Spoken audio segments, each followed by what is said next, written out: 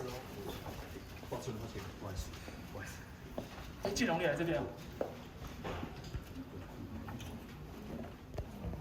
我进阿波罗来讲的话，在过去3年的部分，有跟 BAC 这个公司建立长期的贴牌的一些授权，它区域有代理合作的关系，也有合作协议的关系，所以基本上来讲的话，我公司的部分来讲，我有卖它的，就是用那个商标授权给他哦，所以这个产品不是阿波罗的该有的产品，是我授权给他们贴牌的一个产品。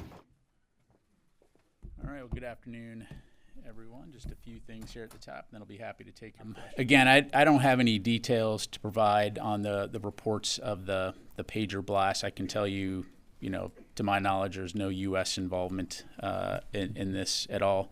Again, it's something that we're monitoring.